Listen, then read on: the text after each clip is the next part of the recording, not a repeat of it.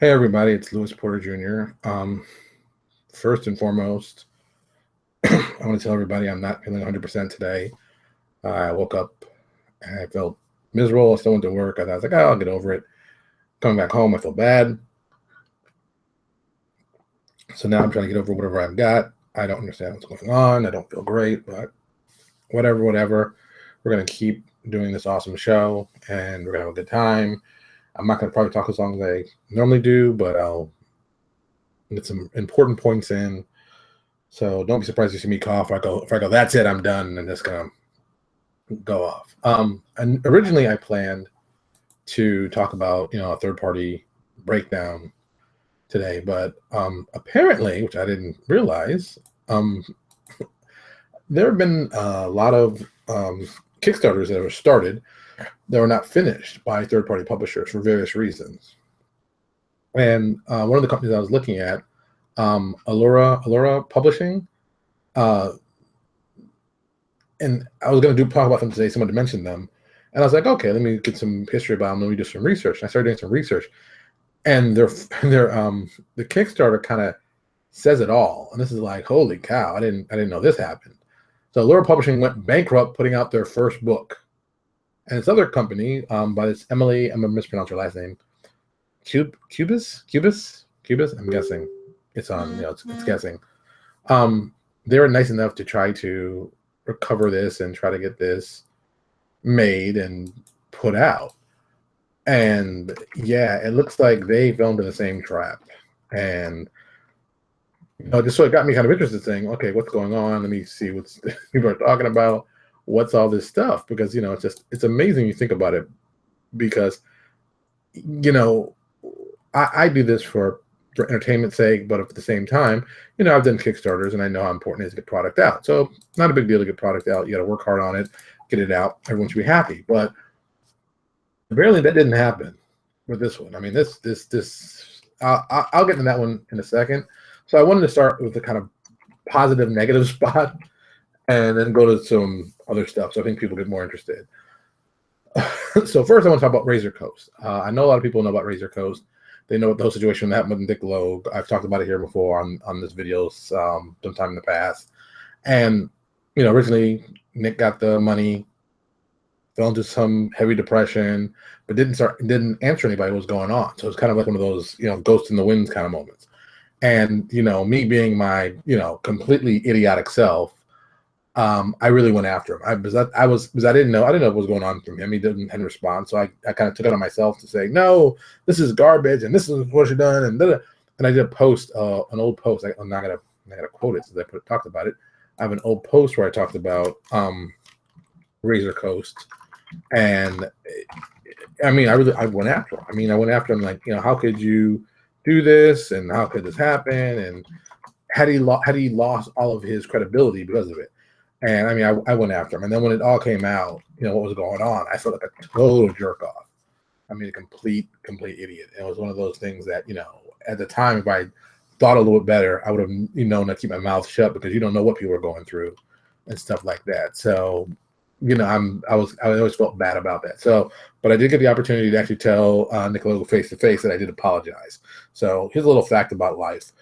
If you do something wrong and you badmouth somebody, have at least a common decency to go see him face to face to apologize if you're wrong. Nick acted a lot nicer than he had to, and he could have. He was a very classy guy when I wasn't. So on that one, totally wrong.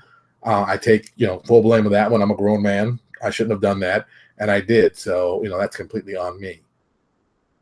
So that's kind of like on the first ones, and then the guys at Frog God Games were nice enough to take it over. They did another Kickstarter for it. It raised $123,000 and got published. And I've seen copies of it, and it's a great looking book. And it's just amazing that book actually, that book could have, that could have been the end of Nick's career. But he built a lot of just good friendship, and good people knew that he was not that kind of guy to screw people over. So that was kind of a weird little setup. I mean, even the whole thing going on, it was just a very weird moment. And it happens. I mean, it could happen to anybody, so. And they came out with the book, and the book came out, and they released their products. And I think generally everyone was happy. I haven't really heard, a lot of negative comments about it. People were very happy about getting the book and getting it in a somewhat reasonable time. But but the book was available. They did what they're supposed to do, and that was important. A lot of people don't do that, and that was important. So they did that. So now I'm going to talk about 2 Kickstarters that didn't do that or haven't done that yet, or having some issues. So it's like, oh, geez. So I'm going to talk about Cerulean Seas first. This is from Allure Publishing. Like I said, I knew they'd come out with some products. Let me actually RPG it now. I know they came out with some products. They were doing a lot of products for Pathfinder. They were putting out some like races very quickly. That's what I remember them from. I was like, oh, I know those guys. I saw them. Those guys did some stuff. Yeah. Not my style of stuff, but I knew who they were. Just, for Pathfinder fans, they're going to look. That being said, they released, how many products was it altogether? Their full list is, come on, it was 58, I'm thinking? Yeah, 58 products. And that's over Pathfinder and some 4E stuff. But the last product they released, I'm not even count that one. The Cerulean Seas Caledon Shores. This was released, come on, machine. This was released December 2014. So, year and a half. And they haven't released the product. So to my mind, that means they're officially dead. And the person apparently who was doing the Kickstarter also wrote this book with Sam Hing. People might know Sam. Sam does some work for from Paizo. And so actually, I'm gonna I gotta make this for Sam in this. See, this is what happens when you start talking about stuff. You gotta keep adding stuff as you type. One day, when we become rich and famous, we'll have someone do this for me. It'll be very easy. So, it's like he did a lot of the work on this. Looks like he did a lot of the work on the books. So I was researching this and looking at these books, and I was like, okay, they did the Kickstarter, and they raised, that's something they raised to do this one, the main book. They raised $6,240, and it's like, okay, that's pretty good. That sounds pretty awesome. So the book does get released. I know that the book gets released. People have purchased it. It's gotten some good reviews. And I'm like, okay, this seems like this isn't a bad story. I can't figure out why these guys went out of business. I don't understand what the problem is. And then like one shoe dropped. And the one shoe dropped. They got all these great ratings or reviews and stuff like that. And then I looked at discussions on RPG Now. And the first thing that pops up is a discussion from October 12th, 2015. And this is the line of it. And this is where it goes bad. Most of the art featured here is stolen from online artists. Don't believe me? And then the guy lists all the pieces like 1, 2, 3, 4, 5, 6, 7, 8, 9, 10, 11, 12. Oh, 12, see more. 12 of art, maybe 13 of art that he stole from artists. And then the guy puts at the bottom, what's wrong with you, Illyria? You're too lazy to create your own art, so you just steal from others? Are you really that low? Now, I don't know if he bought the art or got it. I just know this guy put this post up here. And I looked at some of the art, and it was from those artists. So I assume the art's in the book. I mean, most people aren't going to put themselves out to do that, to say, hey, you stole some art. What's going on? I mean, that's kind of crazy. And it's crazy when you think about it. It's like, who's still art? So then people start responding back, do you know if the artist has been consulted to them? I went over to the art index, and as far as I can find, everyone's possibly credited. And that's, those are legitimate. And, and this is where it's kind of crazy. This Ben P wrote this, and I'm just like, okay. You would think that this would make the work legit, but crediting the artist is not the same as asking permission. I know of at least one artist personally, and Allura did not receive permission to use their work after contacting him, but most certainly did not pay him for the right. This company is breaking copyright law, pure and simple. Now, you hear that, you're like, ooh, whoa. Hey, George, what's going on? So yeah, this is like, whoa, they're already off to a crazy start. And then this other person on December 15th wrote, December 16th, 2005 wrote, I consulted with the artist and they did not get his, I consulted one of the artists. They did not get his permission. He said he'd worked with him before, but his contract had enough ambiguity that theoretically he couldn't defend himself in court. So I don't know what happened in this. I know somebody's art was using the project and there's some questions about it. So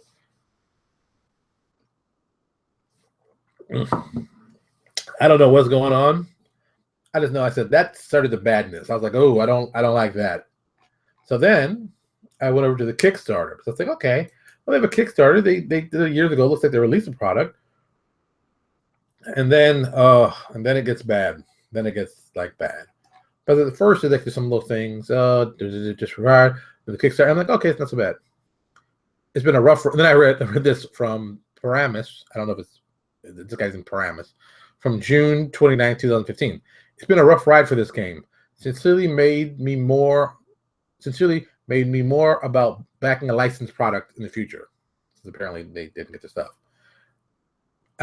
This guy also wrote June 9th, 2015. New content from Malaria in the 6 months since the last comment. Nothing new to Earth, not even a message or update.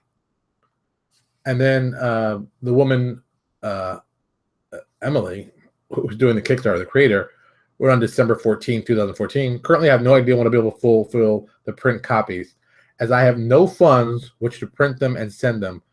It was repeatedly explained over and over again. Everyone that I could. Jeez. All anyone can do is hope the new product brings in more money, enough for me to fill the copies eventually, and they'll come across as a windfall of a ton of money. As of yet, I'm a single mom trying to make ends meet. I haven't even made profit on this yet. So far, this really expensive and time-consuming hobby. The Kickstarter, as I said before, cost me more than what I made, which is relative, wasn't really that much. At the very least, I did do what I intended to do, which was to get new material out. We have a half a dozen projects that are still products since the Kickstarter, which were all Kickstarter contributions and are still receiving for free. Yes, it is not at all I had promised, but it is something. I'm still valiantly working to fulfill my promises. Thank you for your time and patience. Yeah. So technically, this company's dead. I mean, yeah, this company's dead. I'm going to call it dead because it's been a long time. They haven't responded to any comments. It's been, nearly almost, a year and a half, more than a year and a half. So this is dead, and I can guess that people got burned on this deal.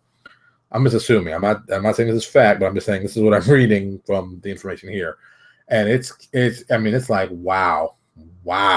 Yeah, once again, you don't know what's going on in these things. You read these things and you go, what's going on? Let's take a little peek. And then you're like, oh my God, what did I find here? Oh my God. So yeah, this looks like, it sounded like a good Kickstarter. I mean, 75 people backed it. All right. 75 people gave their good hard-earned money to, they made, a little over $6,000 on it. The Kickstarter was legitimate. They did a video. They had a date. The estimated delivery date was 2012. I didn't know it was that far back. And they gave that's a short write-up of what they're supposed to do. And, it's they originally thought they could do it for $2,000. And a lot of people, that was their initial goal, and they raised $6,000. And apparently bad business decisions have burned up all the money. And the woman who wanted to do it, I guess, doesn't understand this is a business. And then, like I said, man, look, the money burns too quickly. If you don't know what you're doing in publishing, the money goes quick on things you don't even think about. And it's like, oh, I got a bunch of money. Don't worry about it. I got tons of money. No, it can go pretty quickly. It can go very quickly. I've said it before, and I'll probably keep saying it. It shouldn't be Kickstarter. It should be Kick Finisher. You should already have the stuff already done, and all you're trying to do is recoup some money. You've already paid the people and stuff like that. You find a way to pay them. You go into your savings. You do whatever you got to do to pay them, and then you do the Kickstarter to recoup maybe some of your money, and then you start releasing the stuff. That's the best way to do it, because it's really great when you can say, okay, we're doing Kickstarter, and at the end of the Kickstarter, like after a week after we get our money and make sure everything's legit, we're going to start giving out products. That people would go crazy for that. That would be a winner. That'd be a 100% winner. People would love that, and it would just be great.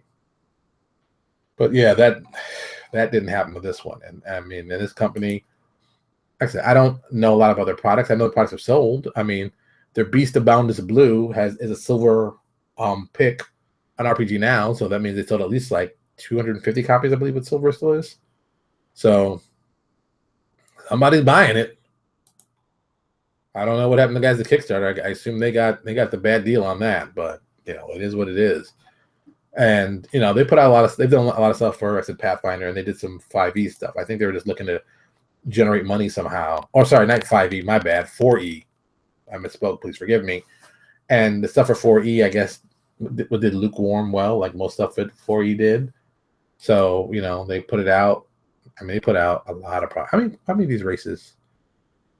I see remarkable races. Let me see if that's the.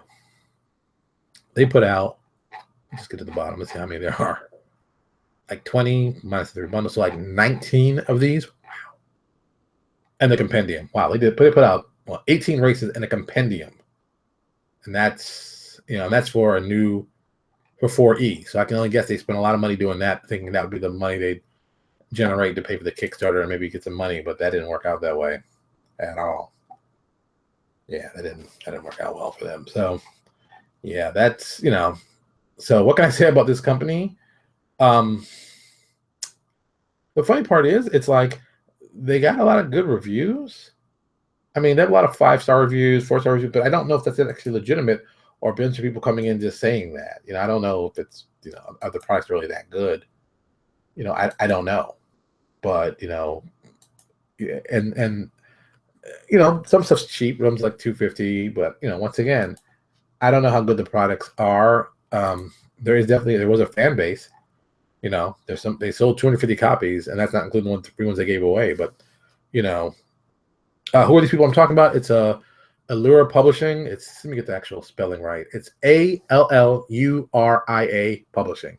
You go to RPG Now or Drive-Thru, you type it in, they'll come up. And I'm sure Cerulean Seas, I'm sure people have seen it before. It's like an underwater-based campaign setting. And I got to admit, I like the niche. I thought the niche was a really smart niche to go after. I was like, oh, wow, underwater. People always seem to like underwater. It's always that little, you know, people want an underwater campaign. I don't know why, but, you know, it's people like that. So these guys grabbed that niche, and it was a smart move. And I mean, they did some products even with Dreamscard Press, because I know they did Psionics version they added on. So it's like, you know, this other one, this Indigo Ice, which I think is the Psionics one. This is also a silver, you know. So the guys, you know, they must have done something right. But I don't know. I don't know what happened. I don't know what happened to their money.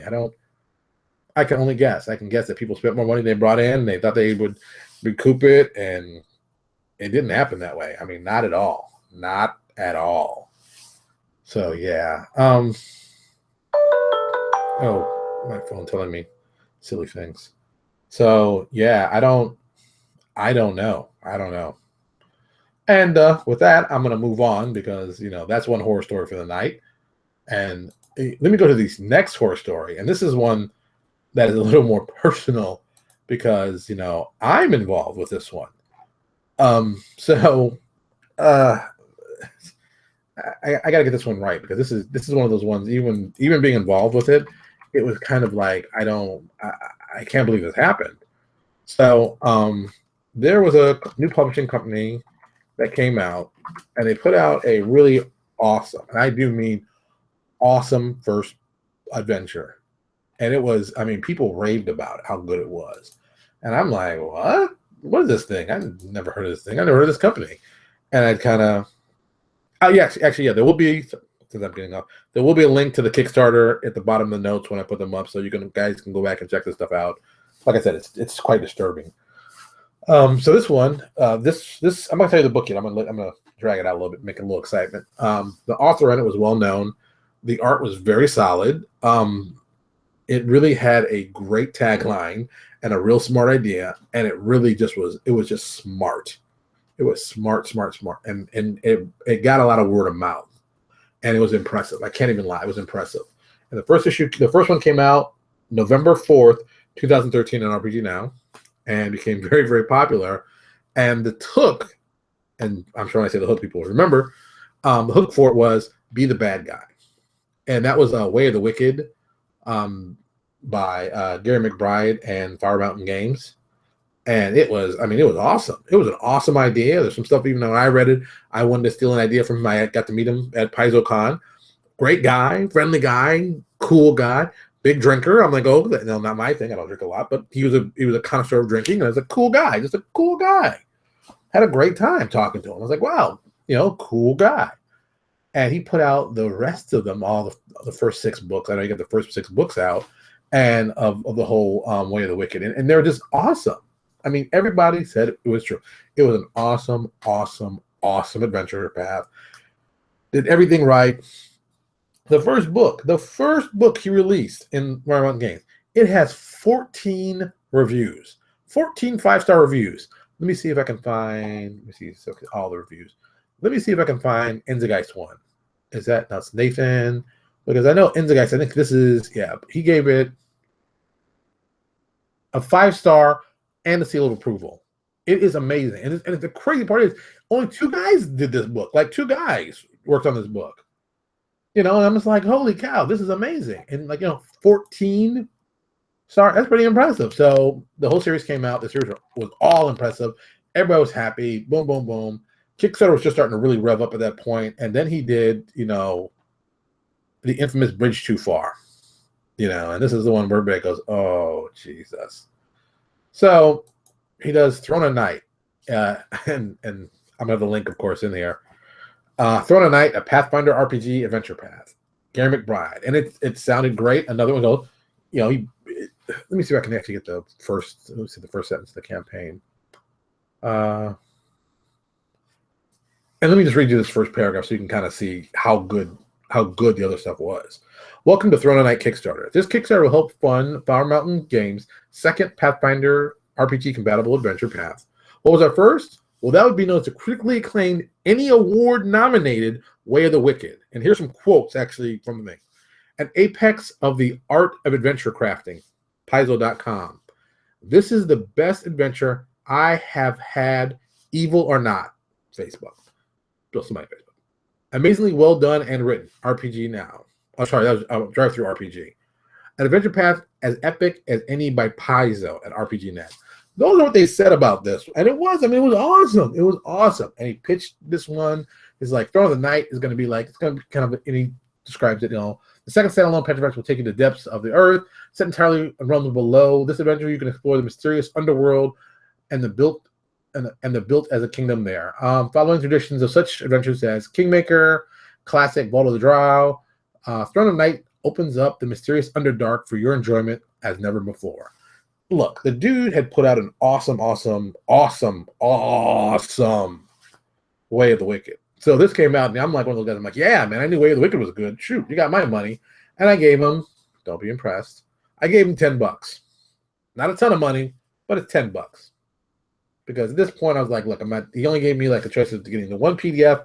I prefer to get all the PDFs. But he wanted him $54. And I'm like, I'm not going to spend $54. I haven't seen anything. See, something you learn. We do Kickstarter. You don't get that much money unless you know it's totally trusted. He was still new, but I said, I'll support him. $10. Not a big thing. Whatever. So he goes on and raises. His initial goal was $20,000. He raised $40,640. Twice the money. Boom. And that's kind of what you want to hear. You want to hear people do awesome stuff like that. So, I mean, he doubled it. And, that's what you want. You want people to go, hey, man, how'd your Kickstarter do? I double the money I asked for. Cha-ching. That's what you're talking about. So this is going to be another adventure path, 6-parter, the whole deal. It was planned to be released March 2014. As of today, there have only been 2 adventures released. The first one, actually, let me pull it up. The first one, Throne of Night, The Dark Frontier, which I got that one.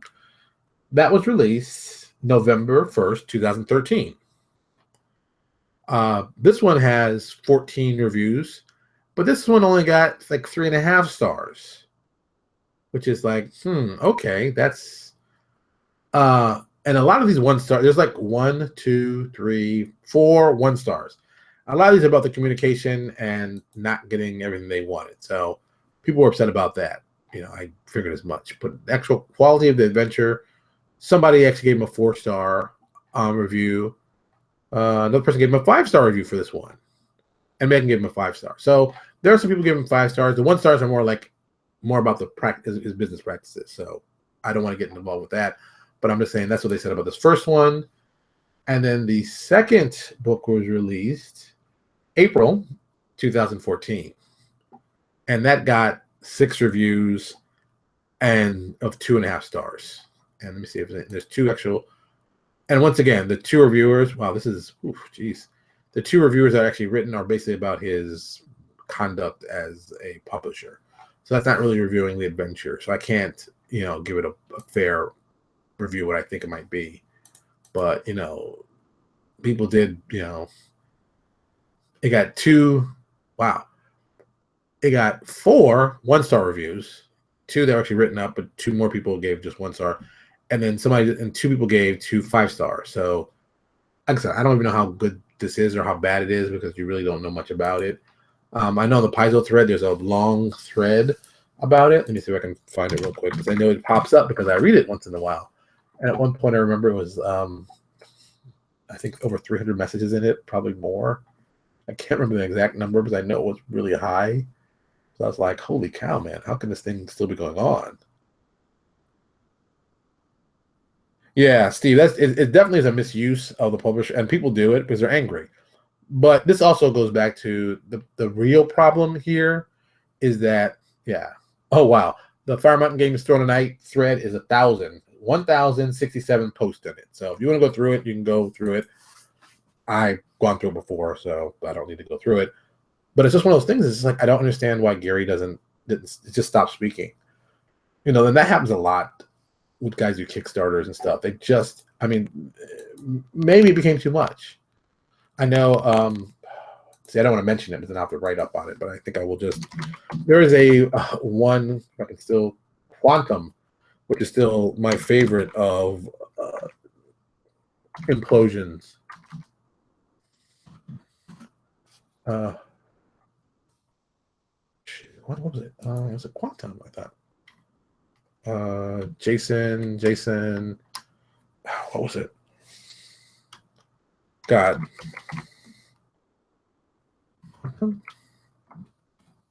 I can't remember if that was the name of it or not. I think that was the name. Yeah. Yeah, I think. Let me check. Like, there's Jason who wrote it. I looked through all these. Geez, so many. Yeah, this is like one of the first. I think the first big Kickstarters that basically hit it big. Actually, I don't need all categories. I can look inside of games. It's not there. Okay, I can't remember off the top of my head, and I don't want to really get into it. Because it was another flop. That the guy raised $60,000 and who else? Butterfrog, Quantum role playing game. There it is. Boom. Let me see what's in there. Yes. Now this is another one. Not gonna add this one. I kind of wanted to add this one because this is just a horrible story of everything that's bad that could possibly happen in Kickstarter. And this is one of the earlier ones that just imploded. That's all you can say. It imploded. And Jesus, it was just a nightmare from beginning to end. I know some artists that got screwed on stuff. Joshua Frost did this one, and it wasn't $50,000. It was $42,000 he raised. The original campaign he asked for $13,000. So once again, it's like people get money on Kickstarter. And they start thinking, yeah, I can live on this, and quit their job and do really stupid things. And yeah, really stupid things. And it goes bad. It goes real bad. It went real bad on this one. This is supposed to release back in April 2012. When did this Kickstarter actually start? I got a date for this Kickstarter, but it's been such a long time ago. Actually, this mostly backers. I can't even get into this because I didn't back this. Yeah.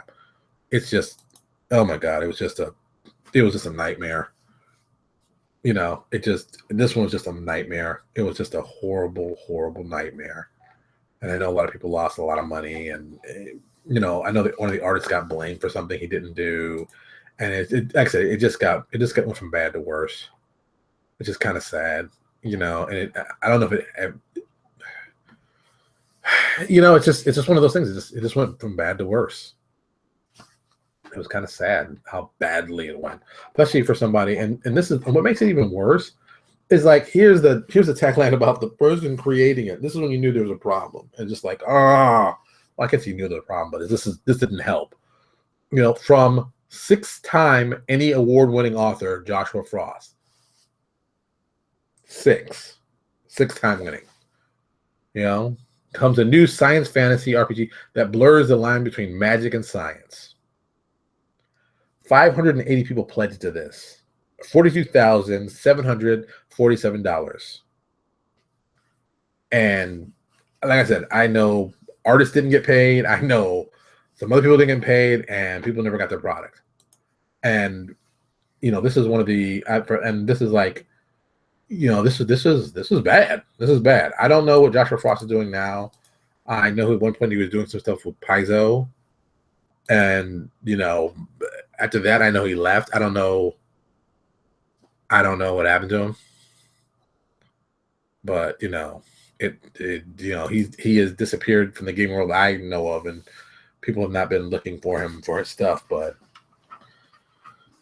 yeah, it's just like I said, it's another brick in the wall of things that happen when people want to become publishers and want to get into the business and want to do the hard stuff. And look, I'm a publisher and I've done this for as long as I have. But I mean, and I'm able to cheat a lot in the sense that, dude, I've been in publishing my entire, business life, not just my company, me as a graphic designer. I started graphic designing at 23, 24, and I've been doing it now. I'll be 46 on August 26th. So, I've been doing it for that long, so I can only guess they didn't know. And back to Throne of Night. It just it's another one. It's another one that just fell apart.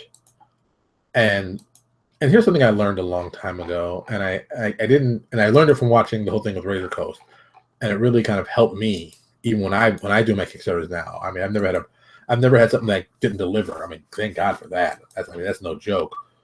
But I've always stayed in contact with people, even though it may have been all the contact they want. Like right now, I have 2 Kickstarters I'm still resolving.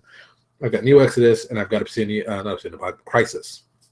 Crisis is written. Crisis has been written. It is done. We have art requests. I'm just waiting to get back the stuff from New Exodus so I can work on Crisis. Because I mean, really, Crisis is laid out. It's already at that point. We're going to put art in, and we're going to print and go. I mean, it is to the point of ta-da! It could actually be done like now. But New Exodus is the one that needs more work. I'm still finishing it up, and I'm trying to get that one out the door first, so I can get that one out because that's the first Kickstarter we did. Then we can get this one out, and that's just another, just moving along. Boom, push it out, ta-da, done. But 90% of it is just talking to your fan base about what's going on, and some people don't do that. I do not get this. I've never understood the need to hide from people about stuff, especially when stuff's going wrong. I mean, if stuff's going wrong, talk to them. That's when he'd be like, okay, I got a problem. I'm trying to make sure this is going to work. Please don't get crazy. This is not anything bad going to happen. We're going to get this. We're going to be happy. Talk to them. Talk to them. People will believe you if you tell them the truth. If you're having problems and you spend too much money, tell them as soon as possible. Don't wait. Don't hide. Don't shuck. Don't jive. Just tell them what's going on. Because once it's done, people are going to be like, okay, I'm pissed. I'm glad you told me. I'm pissed, but I'm glad you told me. And that's it. That's what you do. That's how you handle that problem. And if you're lucky and if you build enough, goodwill, they're not going to kill you. They're not going to come after you. I'm going to go back. See, I don't want to talk about this one too. There's another one, but I'm going to talk about it because it's still out there. Far East. Far East. Far East is, I don't even know how long it's been delayed. I don't even know, what is can I even, geez, Far East is late. I mean, it's late. It is very late. It is 5 years late. Maybe. See, I'm going to check this. Kickstarter. All right. Let's see how late this is. All right. The project was projected to. Okay, here's where it gets kind of interesting. This project is so old. As most people know, when you go to Kickstarter, you look at the project, you can see when the date when things are supposed to be released. This project is so old, and I know that because I'm a fan of Kickstarter and I pay attention. There's no dates on the actual rewards. This is how early it is. They didn't even put dates on the reward, so you don't even know when they're supposed to come. Let me look and see if I can find like the earliest update, which is going to be scary.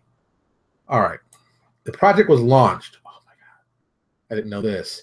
The project was launched July 11th, 2011. And the Kickstarter ended August 25th, 2011, where it successfully raised $49,324 from 717 backers. As of today, the last post on this was from May 26, 2016. Let me read some of the comments.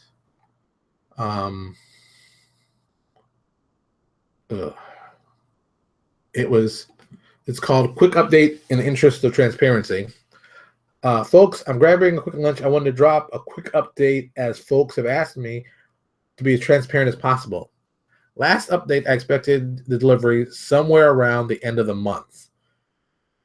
And in the comments, backer Stacy Forthwick asked for clarification.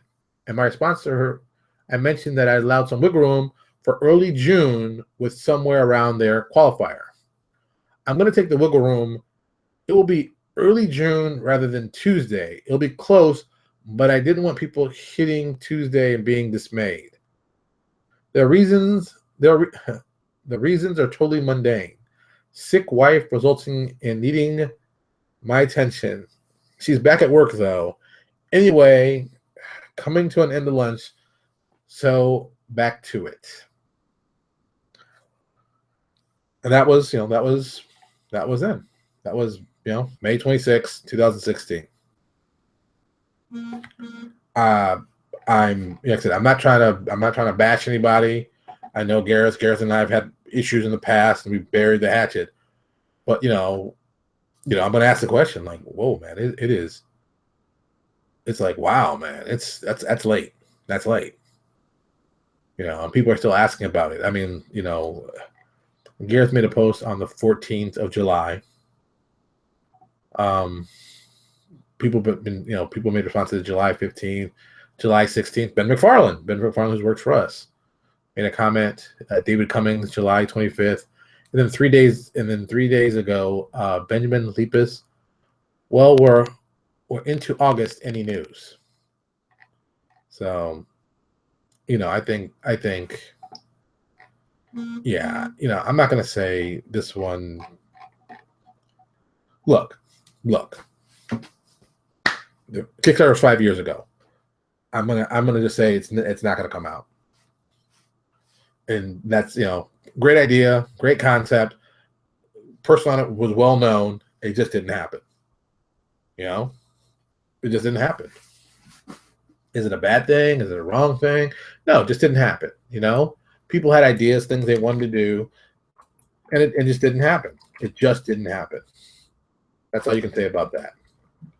And it's not right and it's not fair, but it just is. So, yeah, that's all I'm going to talk about on these Kickstarters because you start digging in this, you can get really depressed on what's happening. I know people have had bad things happen in Kickstarter, things have happened in personal life. I mean, trust me, I understand bad things happen in Kickstarters. I totally get it. But that being said, you still gotta release the stuff. I mean, you did take their money. You gotta at least try to give them their money. I mean, Jesus, it's not. You just gotta give them their money. That's crazy. That's crazy. Well, that's all I'm gonna say about that. So, what lessons have we learned tonight? What has been the most important thing we've learned? If you're gonna do a Kickstarter, make sure it's done before you come out with it. Do your best to not screw over your donors. They don't appreciate that. Yeah, it's really, oh my God, there's really not much you can say about that. it is what it is. I mean, these things have happened. These things happen. People could have handled it better, and it just is. It just is. So, like I said, for third-party publishers, things happen, and these are some things. Some of these things probably could have been avoided. Some couldn't. Bad planning. Thinking you're spending money when you don't have it, making promises that you don't know how much things really cost. It's there are a lot of issues. There are a lot of issues with that, and it could have been handled a lot of different ways, and it was not handled the way appropriately. So it is what it is, man. You can't even say more. All right. Like I said, I'm not feeling 100%, but I still talked for damn 42 minutes. I wasn't planning that. But I thought it was an important topic. That's what people would want to hear and be interested in. So thanks, everybody.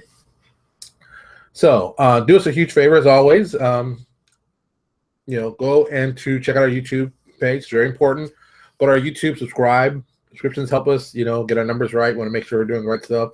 Also helps generate advertising income, so we don't have to actually, we can do this and maybe do cooler things. Maybe get 2 cameras. Well, besides the 2 cameras we have now.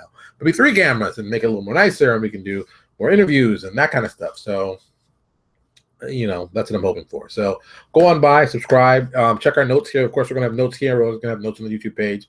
I'm going to get this out as soon as possible. Actually, it would probably be right now, because I guess we're at the end. So there we go. Isn't it amazing? Isn't technology amazing? I'm recording this right now, and now I'm going to put the notes into this. I mean, how crazy is this, man? This technology thing is awesome. I love this. All right, so edit post. I'm going to do it one on the. Why do you guys think I'm amazing? Boom, done. With all the stuff links that we listed, so you guys can check out all the stuff if you're interested. Boom, it's there. Check it out. Enjoy yourself. I'm going to probably go to bed because I'm really tired and I really should be in bed because God knows I've got to go to work tomorrow. Stressful day. All right. As always, thank you everybody for coming by. Wednesday, I'm not sure we're going to talk about Wednesday. I know it's going to be comic book related, which I'll tie, of course, back into RPGs. But I saw something earlier that got me kind of interested, so I'm savoring it. I want to read over it a little better and then get some more fundamental feedback and think exactly how it plays really well into RPGs. So let me just wait. But thank you so much for watching. I appreciate it. Remember, go to YouTube, subscribe. We need subscriptions. Subscriptions are very important. I'm very, very serious about this. Subscriptions, very, very important. I'll talk to you all later.